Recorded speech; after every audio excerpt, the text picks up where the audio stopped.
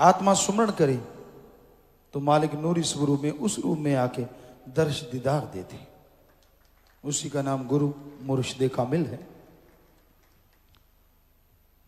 और मुरीद जो इंसानियत के लिए, अल्लाह वाहिगुरु सदगुरु मौला के लिए मर मिटता है, वो मुरीद कहलाता है।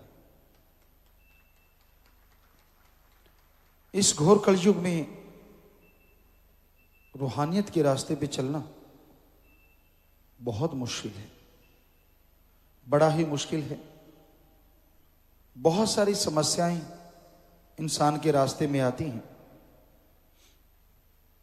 काम वासना, क्रोध, लोभ, मोह, अहंकार, मन, माया, ये तो मुख्यतः वो हैं जो हर समय इंसान को चारों तरफ से जाल बुन के घेरे रखती हैं। आपने कभी मक्कड़ जाल देखा हो? मकड़ी अपना जाल बुनती है, इस तरह से बुनती है कि छोटा सा कीट पतंगा भी अगर उसे टच करता है तो निकल नहीं पाता, उसी में फंस जाता है और मकड़ी आके उसे निकल जाती है। उसी तरह इस कलयुग में काल ने ये सातों का ऐसा चक्रव्यूह रचा है, क्या मजाल कि इंसान इससे निकल सके। चक्रव्यूह को तोड़ने का एकमात्र उपाय गुरु पीर फकीर पे दृढ़ यकीन और बचनों पे अमल है। और गुरु पीर फकीर कहता है सुबह शाम राम का नाम जपो, परमार्थी सेवा करो। हम सिर सिर की शर्त रख सकते हैं, कोई पीर फकीर की ये बात माने कि घंटा सुबह शाम कम से कम सुमन करे और व्यवहार का सच्चा बने, सेवा करे, मन तो क्या काल भी बाढ़ बांका नहीं कर सकता। नाच न जाने आंगन टेढ़ा, नचना आउंदा ने दिरफिटे मुंह गोडियां दे। बचन नहीं मानता जब जीव, तो इस कलयुग में ये सातों निगलते देर नहीं लगाते। कभी काम वासना हावी है, इंसान को निगल जाती है, आत्मा बेचारी चुप रहती है और इंसान बहक जाता है। कभी क्रोध इतना ज्यादा आता है कि उसके सामने सब फीका पड़ जाता है। कभी आपको गुस्सा आया हो बहुत ज्यादा, तो आप शीशे के सामने खड़े हो जाना,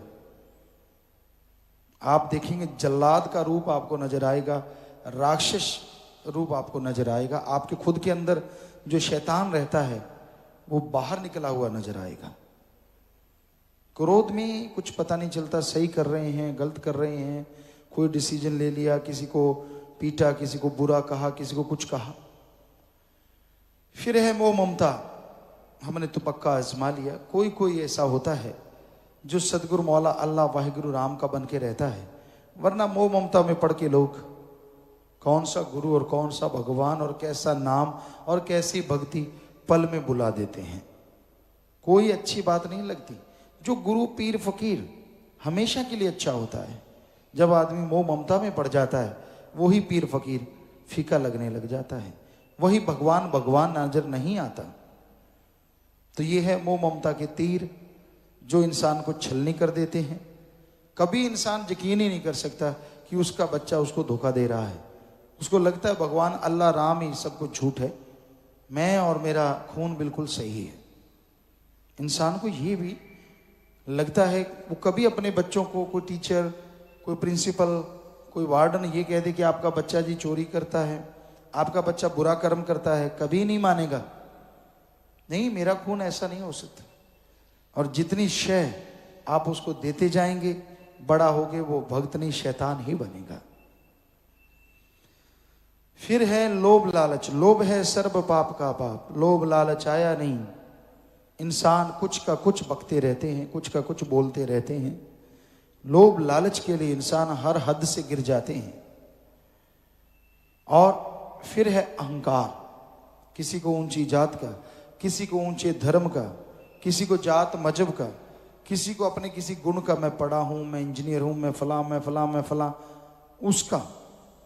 किसी को मन का सूक्ष्म अहंकार, बताते नहीं पर अंदर होता है कि मुझे सारा ज्ञान है, मुझे मत पढ़ाओ, मुझे सब आता है, मुझे सब मालूम है।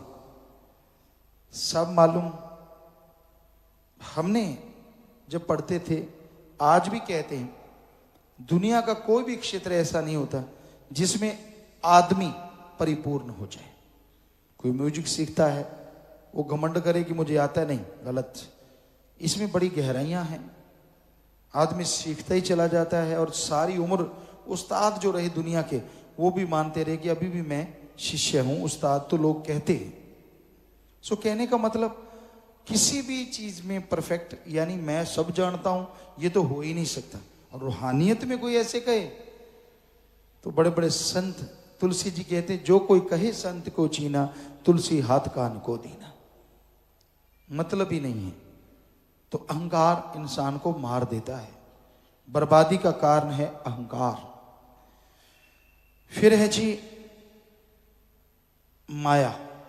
माया के दो रूप, लोभ से जुड़ी हुई ये चीज, धन दौलत, जमीन जायदाद, हीरे मोती, रुपया पैसा, कितना कुछ होता है इसके पीछे।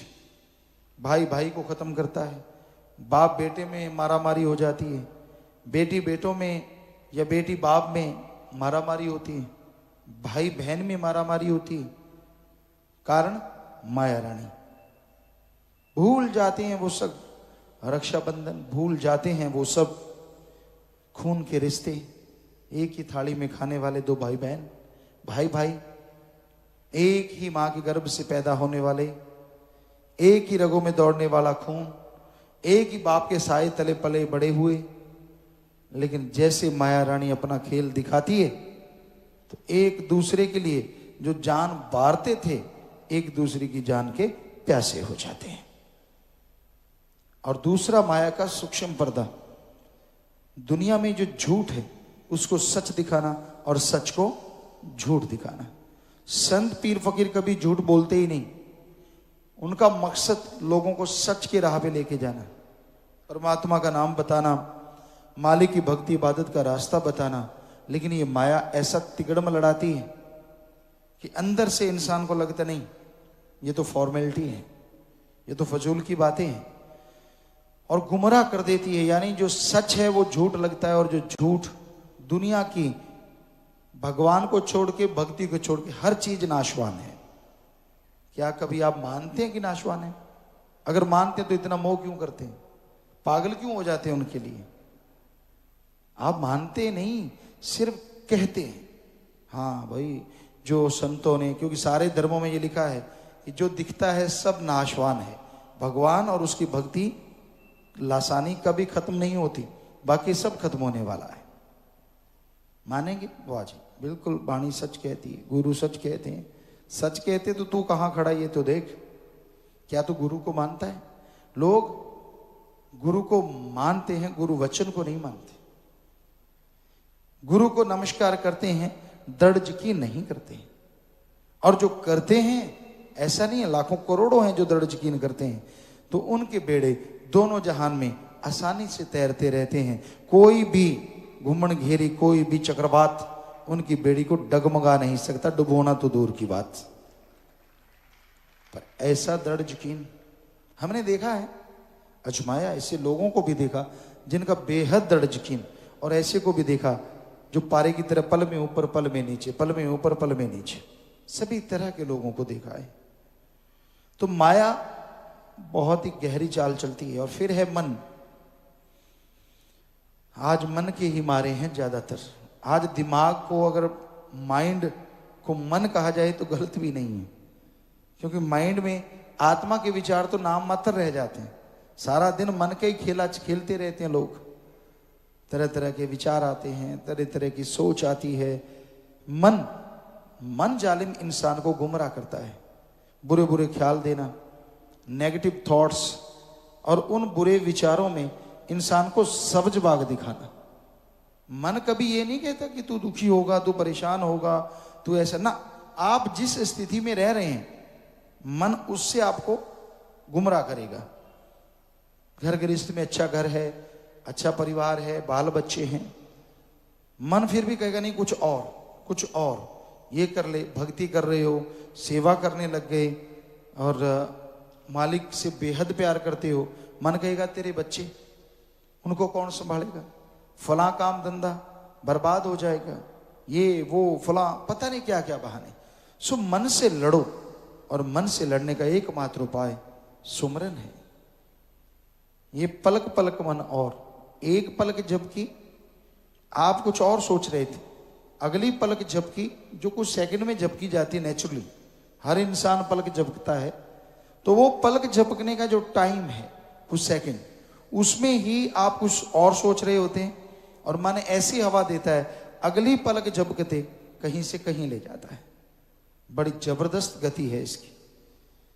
और बिगड़ा मन गुरु का न पीर का, जब मन बिगड़ने पे आ जाए फिर तोहमतें, बुरे ख्याल, बुरे सोच दिलो दिमाग में चलते रहने, किसी का नहीं बनता फिर ये, फिर तो इंसान को बर्बादी की दहलीज पे ले जाके ही छोड़ता है, या यूं कहीं बर्बादी की दलदल में फंसा के ही छोड़ता है।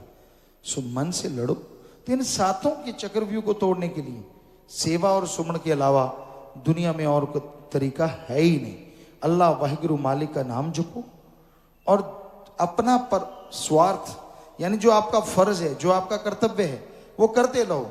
लेकिन महीने में 4 दिन, 5 दिन, 7 दिन आप सेवा भी करो, तो मन को काबू कर सकते हो, तो मन कंट्रोल हो सकता है।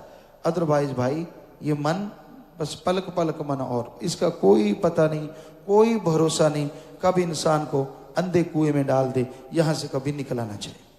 तो इन 7 काल के चक्रव्यूह से बचने के लिए या बचाने के लिए संत पीर फकीर आते हैं, सत्संग लगाते हैं, सुनते हैं, अमल करते हैं। दृढ़ यकीनी जो होते हैं वो अपनी बेड़ी को मझधार से पार ले जाते हैं, वरना ये काल महाकाल का चक्रव्यूह इंसान को अपने में उलझा के दोनों जहां में बर्बाद करके रख देता है।